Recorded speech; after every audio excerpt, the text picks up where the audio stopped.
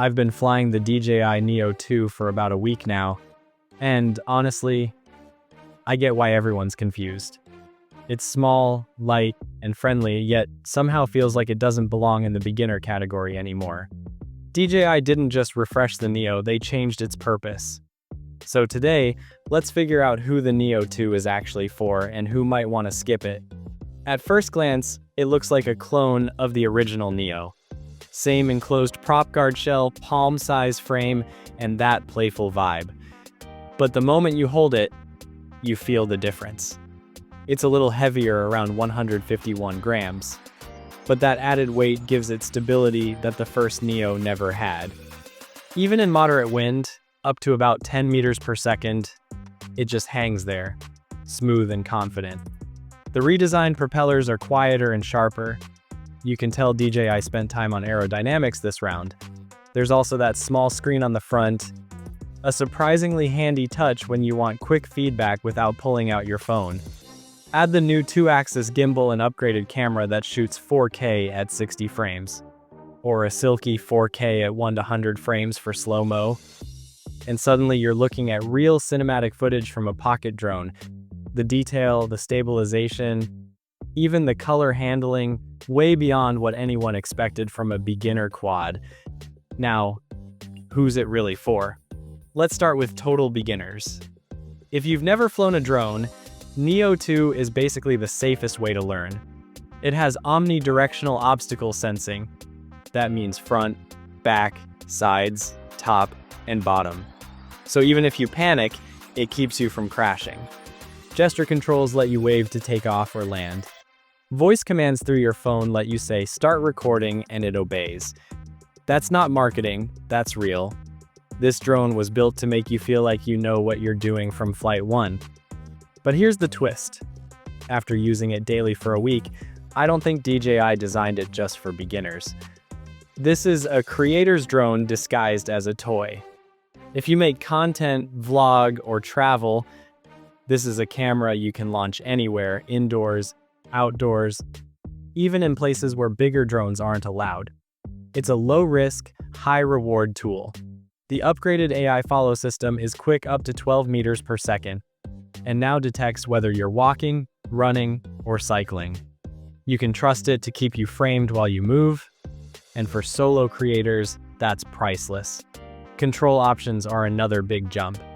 With your phone, you get around 5 to 100 meters of range, decent for casual use.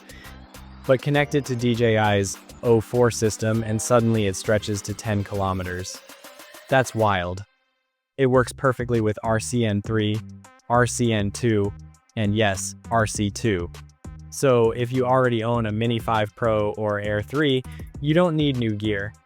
The live feed is cleaner, latency almost invisible, and for a drone this tiny, that's unbelievable. Honestly, it feels like DJI quietly slipped high-end tech into an entry frame.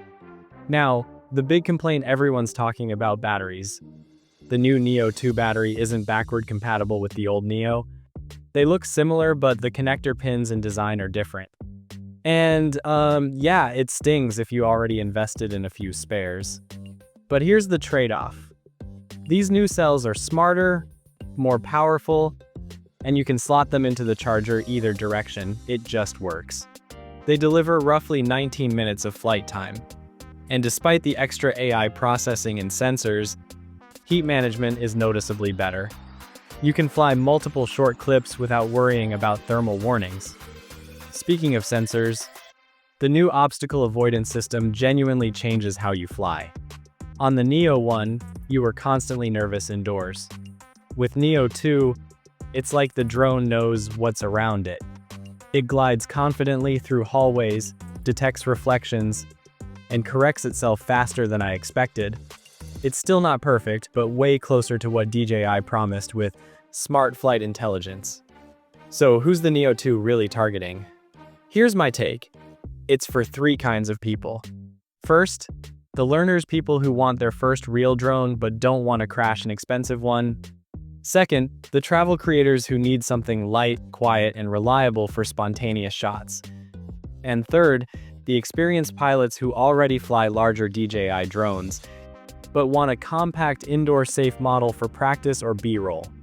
If you're a professional filmmaker, you won't replace your Air 3 or Mavic 3 with this. But as a backup or training rig, it's incredible. You can fly it in spaces where a heavier drone could never go.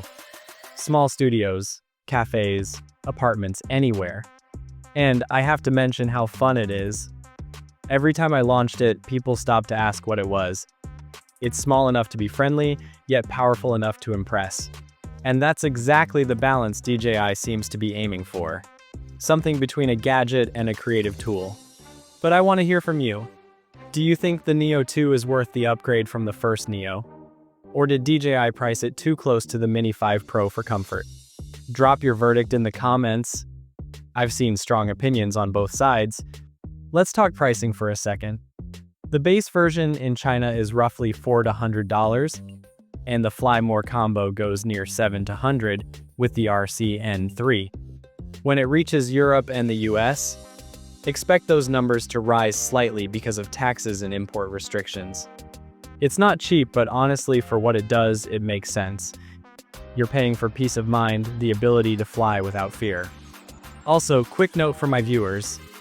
If you want to see DJI products before the global launch, consider subscribing. I'm based in China, so I get to see these releases earlier than most reviewers. And as soon as Neo 2 becomes available in your region, I'll drop the Amazon link in the description for the correct bundles. So keep an eye there if you're planning to buy. Let's close with the verdict. Neo 2 isn't trying to outspec the Mini 5 Pro. It's redefining what small drones can feel like. It's about confidence, simplicity, and creativity. When you fly it, you're not thinking about settings or range. You're thinking about the shot. And that's the real upgrade here. DJI knows not everyone needs a flying cinema rig. Some people just need a dependable companion that's always ready to go. That's Neo 2. It's not the most powerful drone, it's the most approachable one. So yeah, if you're waiting for a sign to start flying drones, this might be it. Because when a device this small makes you feel this capable, that's something special. And as always, case closed for now.